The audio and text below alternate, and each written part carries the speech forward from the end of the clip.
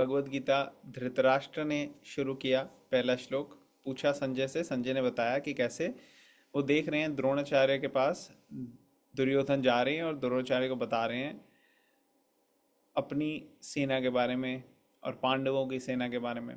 तो इस तरीके से दोनों आर्मीज का एनालिसिस कर रहा था दुर्योधन।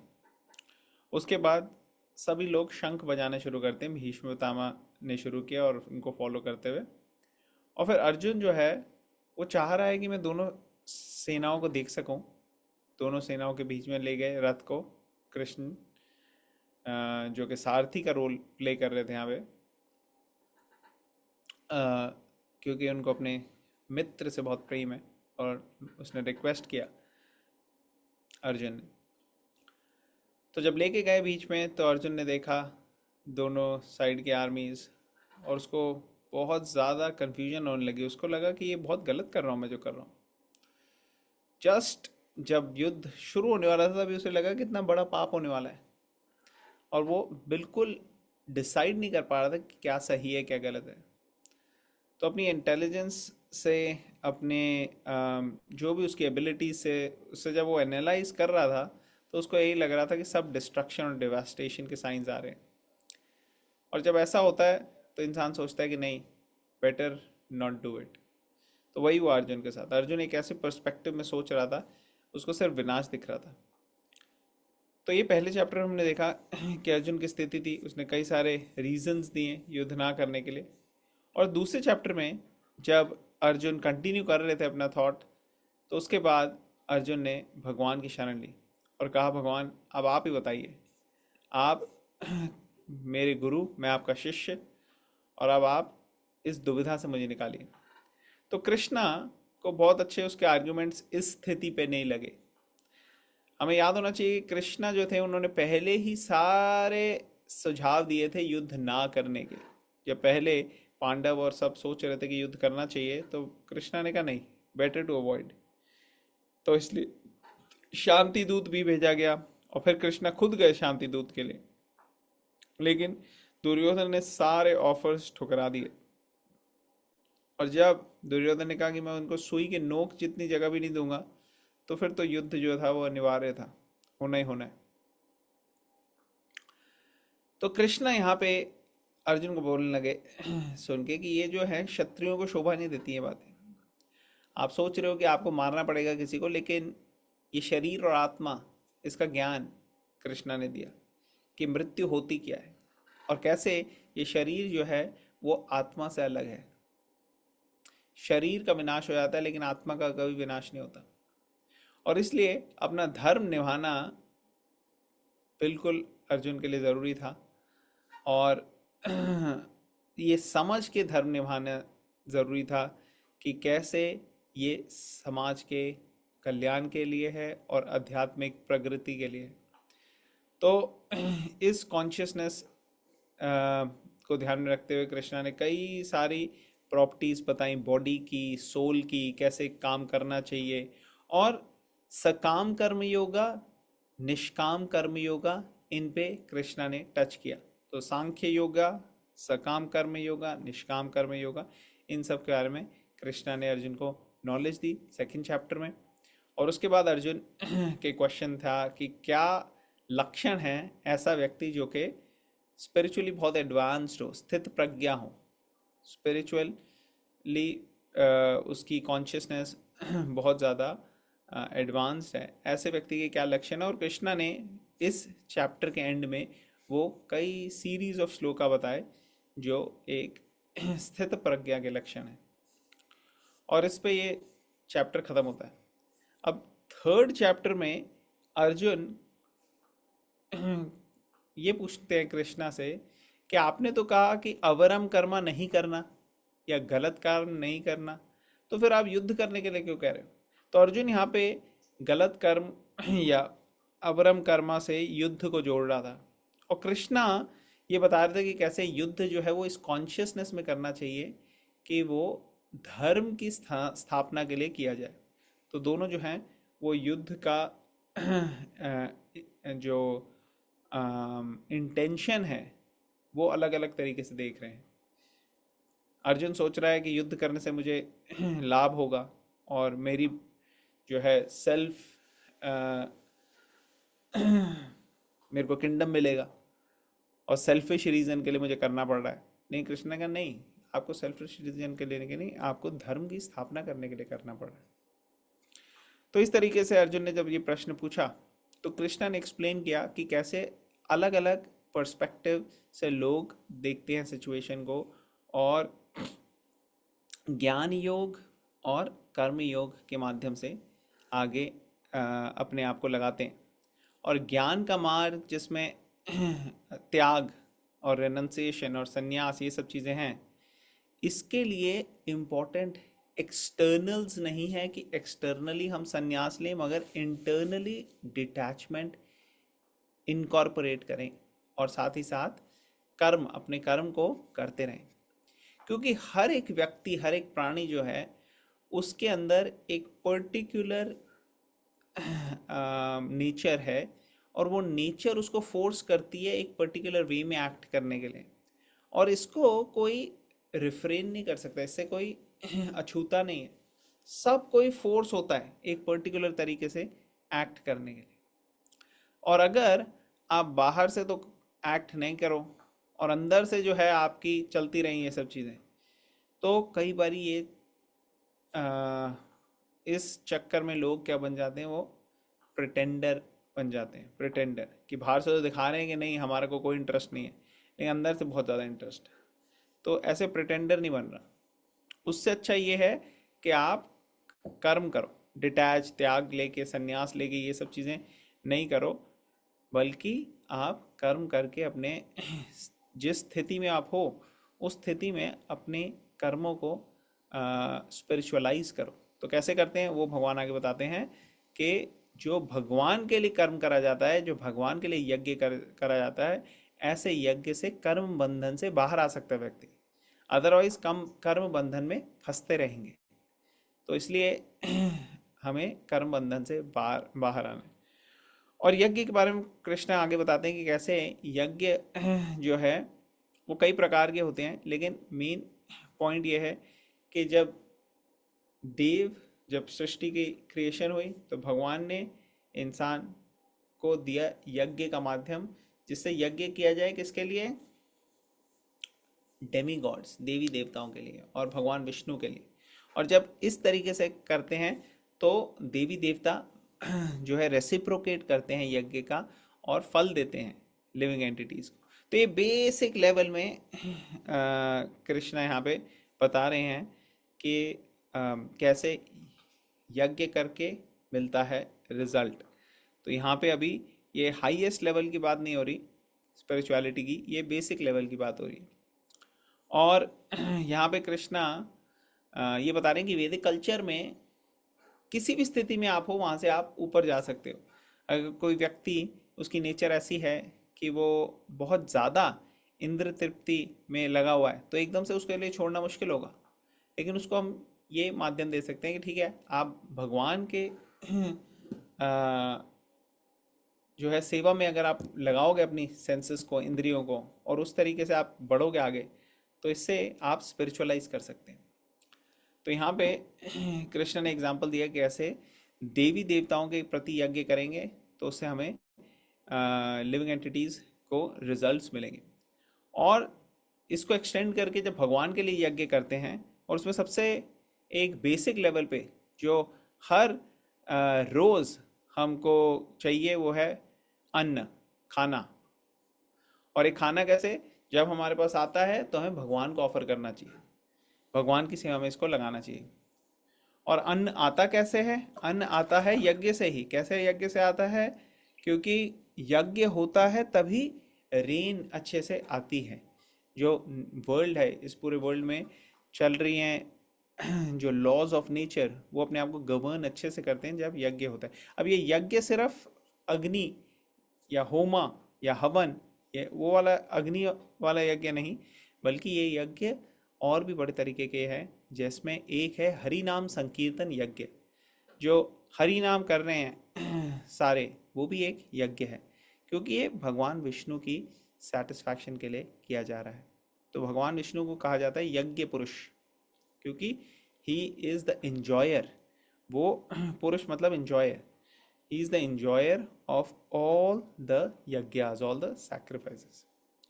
तो इस तरीके से भगवान बताते हैं कैसे रेगुलेटेड एक्टिविटीज जो कि वेदों में बताई गई हैं वो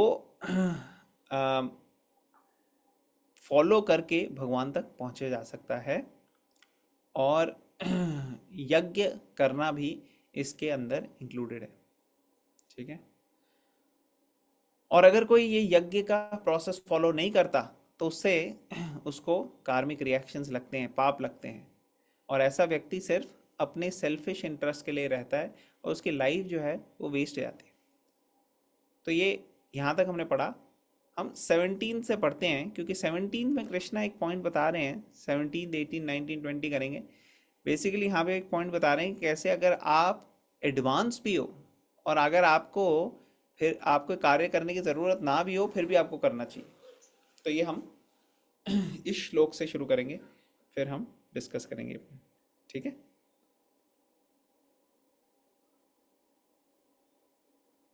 ओके।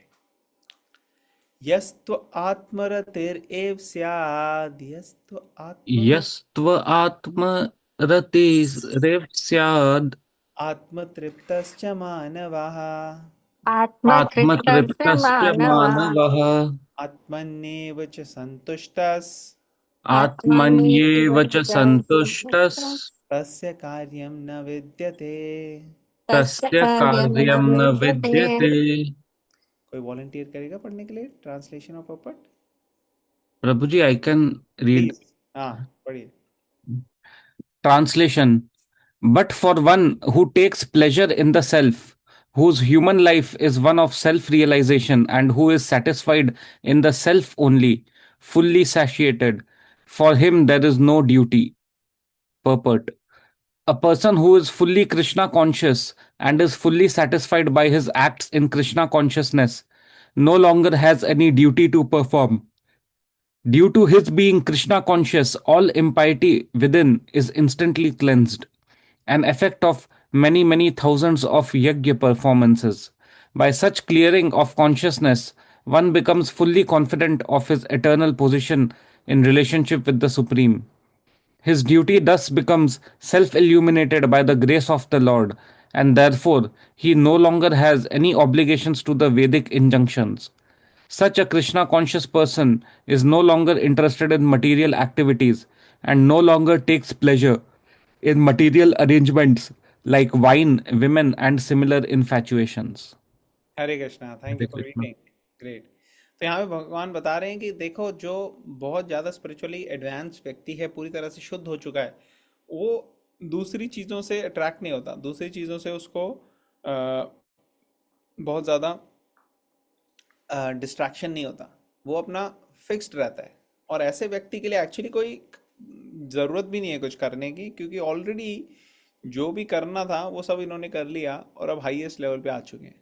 ठीक है। तो यहाँ पे ये बता रहे हैं भगवान इस पर्टिकुलर श्लोक में, और अगले श्लोकों में कहें भगवान बताएंगे कैसे ये व्यक्ति भी जो हैं जिनको कुछ करने की ज़रूरत नहीं है, वो भी अपने कर्तव्य करते हैं एक स्टैंडर्ड सेट करने के लिए, आम लोगों को सिखाने के लिए। तो ये पॉइंट हम आगे और अच्छे से डिस्कस करेंगे। नेक्स्ट चलते हैं 18। नैव तस्य कृतेनार्थो, नैव तस्य नैव तस्य कृतेनार्थो नाकृतेनेह कश्चन, नाकृते नाकृतेनेह कश्चन न चास्य सर्वभूतेषु न चास्य सर्वभूतेषु कश्चिद् अर्थव्यपाश्रया, कश्चित्। कश्चिद् अर्थव्यपाश्रयः। कोई वॉलंटियर करेगा ट्रांसलेशन और पर्पट के लिए? प्रभु जी, आई कैन रीड हाँ, अगेन. पढ़िए आप। Okay. Thank you Pankaj. Translation. A self realized man has no purpose to fulfill in the discharge of his prescribed duties, nor has he any reason not to perform such work, nor has he any need to depend on any other living being. Purport. A self realized man is no longer obliged to perform any prescribed duty, save and accept activities in Krishna consciousness. Krishna consciousness is not inactivity either, as will be explained in the following verses. A Krishna conscious man does not take shelter of any person, man, or demigod. Whatever he does in Krishna consciousness is sufficient in the discharge of his obligation. Hare Hare Hare Krishna. Krishna, thank you very much. Okay, तो यहाँ पे भगवान बता रहे हैं कैसे जो पूरी तरह से शुद्ध हो चुके हैं, जो स्पिरिचुअली एडवांस्ड हैं, उनको कोई कार्य करने के लिए वो नहीं है कि उनको करना ही करना है। और ऐसा भी नहीं है कि इस चक्कर में बंदा लेजी हो जाए कि नहीं करना। नहीं, ये ऐसे व्यक्ति हैं जो बिल्कुल लेजी नहीं होते। ये व्यक्ति ऐसे हैं जिनका डायरेक्ट कनेक्शन होता है भगवान से। और ऐसे व्यक्ति जो हैं वो पूरी तरह से भगवान के ऊपर डिपेंड रहते हैं, किसी एक व्यक्ति के ऊपर नहीं डिपेंड करते हुए। तो प्रभुपाद एक्सप्लेन कर रहे हैं कि कृष्णा कॉन्शियस, जो भगवान के अंदर पूरी कॉन्शियसनेस है उनकी कृष्णा के अंदर, वो ऐसे व्यक्ति लगता तो है कि कार्य कर रहे हैं आम लोगों की तरह, लेकिन इनके कार्य जो होते हैं वो भगवान की संतुष्टि के लिए होते हैं। नॉर्मली अगर हम कुछ कार्य करते हैं तो उससे हम अपने आप को सेटिस्फाई करते हैं, अपने फैमिली को सेटिस्फाई करते हैं, अपने फ्रेंड्स को, रिलेटिव्स को, समाज को, कंट्री को, नेशन को, ह्यूमैनिटी को, हम ये सब सोच के करते हैं। लेकिन ये व्यक्ति जो हैं ये भगवान के ऊपर फोकस करते हैं और भगवान की को सेटिस्फाई करने के लिए कार्य करते हैं। और कोई कार्य करने के लिए इनको कोई ऑब्लिगेशन नहीं है, कोई ज़रूरत नहीं है इनको बाकी चीज़ें करने के लिए। तो ये पॉइंट यहाँ पे इन पर्टिकुलर दो श्लोक में भगवान यहाँ पे he is making this point. ठीक है ना।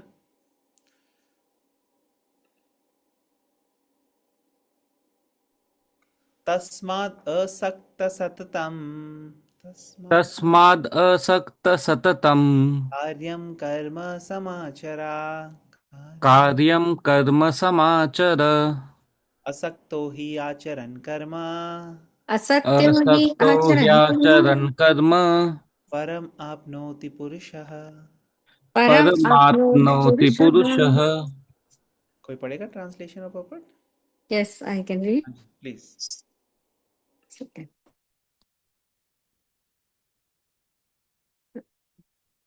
Translation. Therefore, without being attached to the fruits of activities, one should act as a matter of duty, for by working without attachment, one attain the supreme. Purport. The supreme is the personality of Godhead for the devotees and liberation for the impersonalist.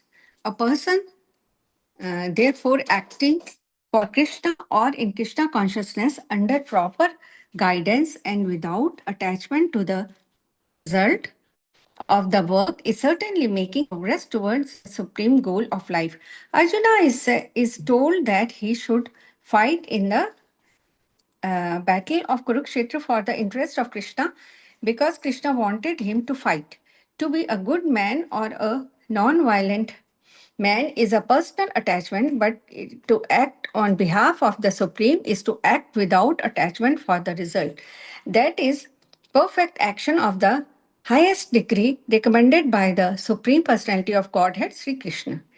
Vedic rituals like prescribed sacrifices are performed for purification of impious activities that were performed in the field of sense gratification.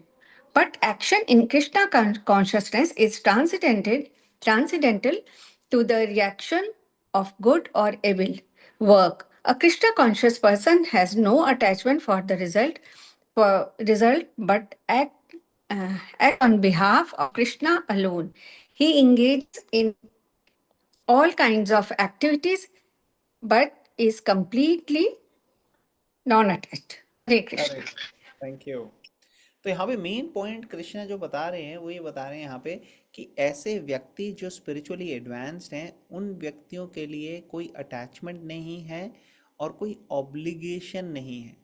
ऐसे व्यक्तियों के लिए material attachment नहीं है, लेकिन spiritually ये भगवान से अटैच्ड है। और स्पिरिचुअल अटैचमेंट जो है वो ब्लिस देती है, वो हैप्पीनेस देती है। और मटीरियल अटैचमेंट के साथ ही साथ मटीरियल मिजरी भी आती है। इस श्लोक में कृष्णा कह रहे हैं कि without being attached to fruits of activities one should act as a matter of duty for by working without attachment one attains the supreme. तो भगवान ने पहले बताया कि कैसे ये व्यक्ति जो स्पिरिचुअली एडवांस्ड हैं, ऐसे व्यक्तियों को कोई ऑब्लिगेशन नहीं है कुछ करने के लिए, लेकिन ये भी कार्य करते हैं, लेकिन इनका कार्य क्या होता है, वो भगवान के से जुड़ा हुआ होता है, उनके सेटिस्फैक्शन के लिए होता है। और ये चीज़ ज़रूरी नहीं है कि कोई सन्यासी ही कर सकता है या कोई ऐसा व्यक्ति कर सकता है जो एक संत महात्मा जिन्होंने घर बार छोड़ दिया, नहीं। ये भगवान अभी बताएंगे एग्जाम्पल दे के कि कैसे अर्जुन भी ये कर सकता है। अब अर्जुन की वाइफ है, बच्चे हैं, फैमिली है, सब चीज़ें हैं। जैसे कई बार लोग कहते हैं ना, हम तो बीवी बच्चों वाले लोग हैं भाई, हमारी फैमिली है, रिस्पॉन्सिबिलिटी है, नौकरी है, कैसे हम कर सकते हैं ये सब चीज़ें। तो कृष्णा यही पॉइंट बता रहे हैं कि ये अर्जुन को भी इसलिए नॉलेज दी गई है क्योंकि अर्जुन जो हैं वो भी बाल बच्चों वाले हैं, ऐसा नहीं कि वो सन्यासी हैं कहीं। तो ये पॉइंट यहाँ पे है कि हम भी अपनी ड्यूटीज़ रिस्पॉन्सिबिलिटीज़ इस तरीके से कर सकते हैं जिस तरीके से हम भगवान से अटैच्ड रहें और साथ ही साथ अपने कर्तव्यों का पालन भी करें।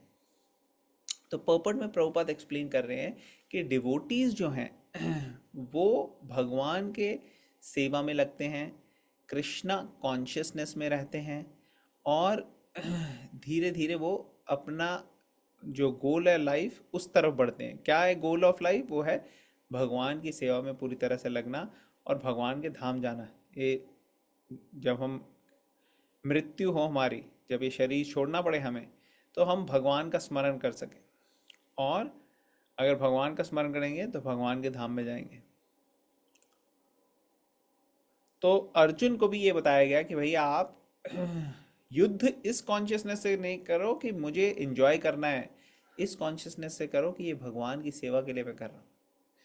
तो अगर आप ये सोच के बैठोगे कि नहीं नहीं मैं तो बड़ा पीसफुल व्यक्ति हूँ, मुझे तो पीस पसंद है, इस और ये सब बोलने से आपका बहुत नाम हो जाएगा, प्रतिष्ठा हो जाएगी, ये सब आप सोच रहे हो, तो उससे अच्छा है कि आप भगवान की खुशी के लिए अपने धर्म निभाओ, क्षत्रिय धर्म का पालन करो, और उसके लिए वायलेंस का यूज़ भी करना पड़े तो करो, और धर्म की स्थापना करो।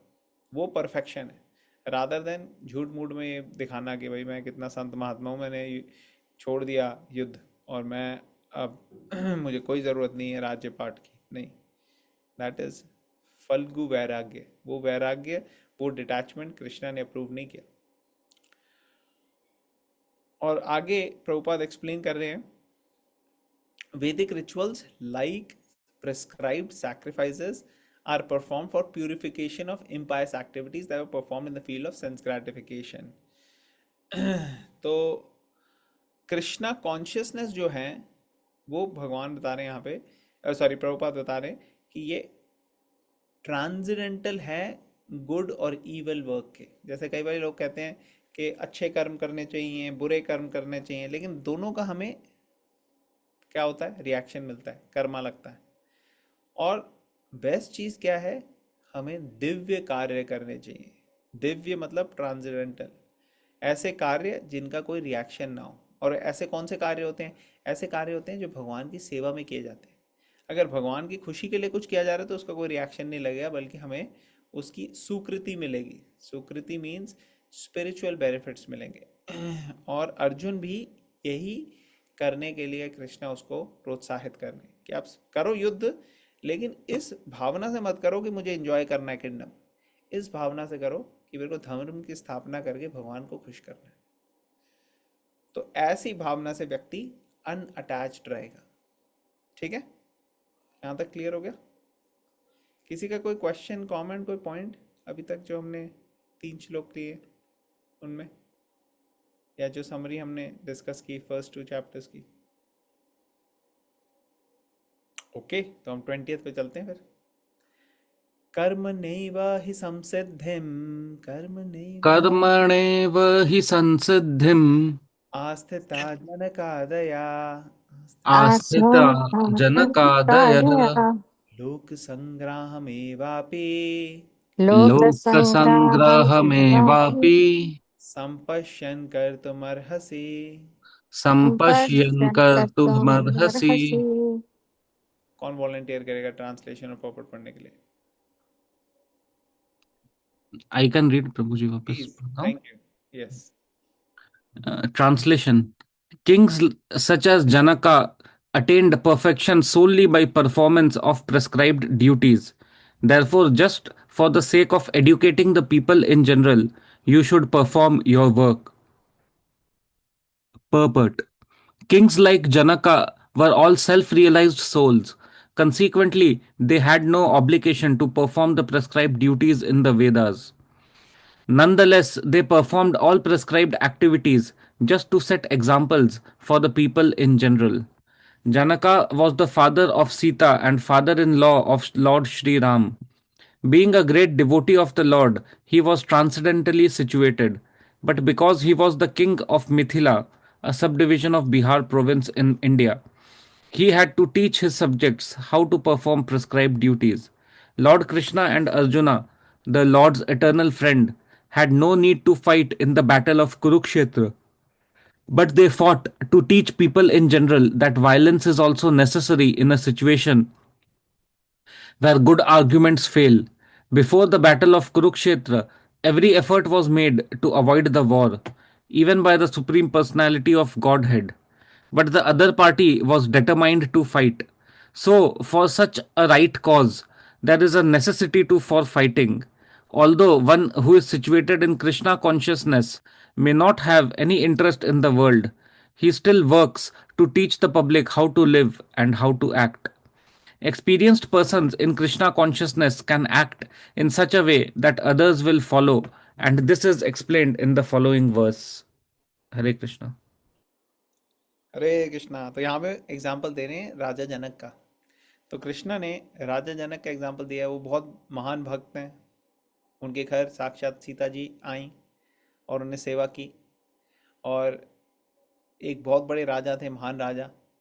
तो अपना राजपाट भी संभाल रहे थे वो, और भगवान के बहुत शुद्ध भक्त भी थे। तो यहाँ पे कृष्णा बता रहे हैं कि ऐसे व्यक्ति जैसे जनक महाराज हैं, ऐसे व्यक्ति ने अपना कर्तव्य निभाया। जो जो चीज़ें एक राजा को करनी चाहिए थी उन्होंने सब करी। लेकिन क्यों करी? For the sake of educating people in general, कि बाकी लोगों को पता लगे कि कार्य करना है, कार्य से भागना नहीं है। ये नहीं सोचना कि नहीं नहीं अब कुछ मुश्किल आ गई तो फिर छोड़ दिया और चले गए, नहीं, अपने कर्तव्यों को निभाना है।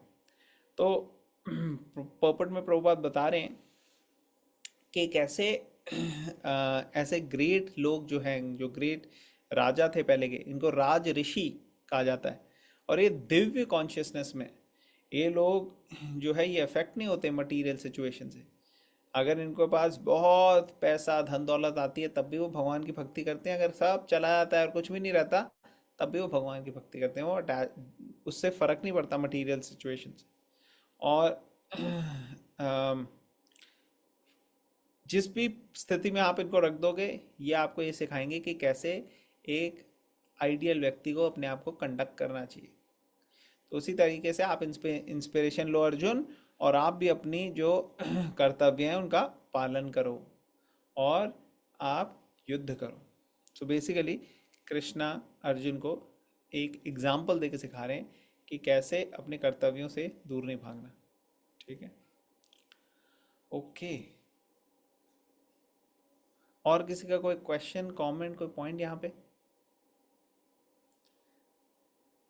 तो अगले श्लोक में कृष्णा अर्जुन को बताएंगे कि कैसे जो महान व्यक्ति है, जो लीडर्स हैं सोसाइटी के, वो व्यक्ति को सब देखते हैं और फॉलो करते हैं। तो अब हम 21 श्लोक पढ़ते हैं, बहुत इंपॉर्टेंट श्लोक है। प्लीज रिपीट कीजिए।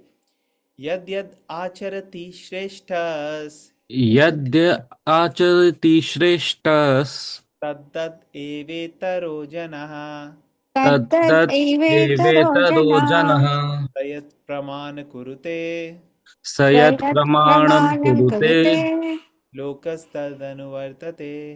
लोकास्तदनुवर्तते। लोकस्तदनुवर्तते। वर्तते। कोई वॉलंटियर करेगा ट्रांसलेशन पर्पस पढ़ने के लिए? हरि बोल, I can read. Please. Whatever action a great man performs, common men follow.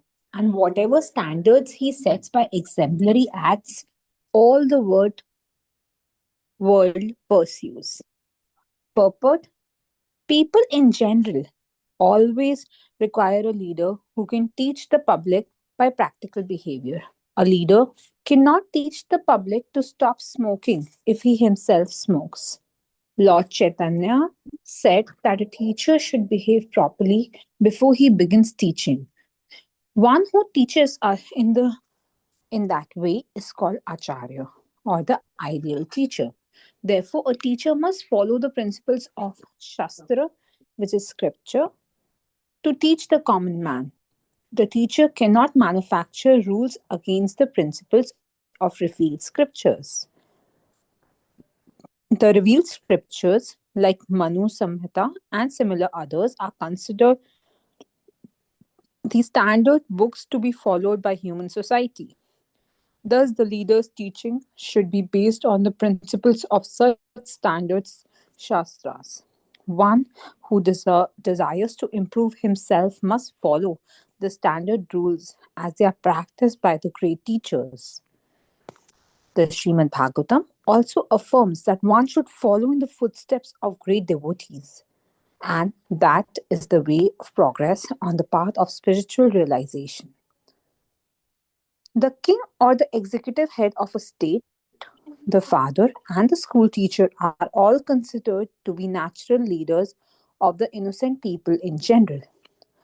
All such natural leaders have a great responsibility in their dependents. Therefore, they must be conversant with standard books of morals and spiritual codes. Hari Hare Bol. Krishna, thank you. तो ये बहुत ही important श्लोक है हम सबके लिए actually. यहाँ पे कृष्ण बता रहे हैं अर्जुन को कि कैसे जो लीडर्स हैं उनको देख के बाकी सारे लोग फॉलो करते हैं। तो अर्जुन को समझना चाहिए कि कैसे वो भी एक लीडर है, और अगर वो युद्ध से भाग जाएंगे तो ये अप्रोप्रिएट नहीं होगा एक लीडर के लिए। इसी कॉन्सेप्ट को अगर हम एक्स्ट्रापोलेट करें अपनी लाइफ में, तो हम सब एक्चुअली एक तरीके से लीडर हैं। कोई फादर, कोई मदर, कोई हस्बैंड, कोई वाइफ, कोई टीचर, कोई प्रोफेसर, कोई डॉक्टर, कोई इंजीनियर, कोई अपने वर्क प्लेस में, ऑफिस में मैनेजर। हर स्थिति में अगर आप देखेंगे कहीं ना कोई लीड कर रहा है। और जो आम लोग हैं उन्हीं में से बड़े बड़े कंपनी के मैनेजर्स, सीईओज, बड़ी बड़ी गवर्नमेंट के हेड्स, प्रेसिडेंट्स, प्राइम मिनिस्टर, ये सब आम लोगों में से आते हैं। तो ये लीडरशिप क्वालिटी जो है ये बहुत इम्पोर्टेंट है होनी। और यहाँ पे बताया गया कि एक क्वालिटी लीडर और नीचे उसका हाँ नहीं सुन रहा है उसका। किसी का माइक म्यूट है, अनम्यूट है। ओके। सॉरी। तो कैसे एक लीडर को समझना चाहिए कि मैं इंस्पायर करूं अपनी पूरी कम्युनिटी को या जो भी उनके अंडर है, और इंस्पायर करके उनसे बेस्ट रिजल्ट लेकर आए। सबसे अच्छा लीडर वो होता है जो और ज़्यादा लीडर्स को क्रिएट करता है।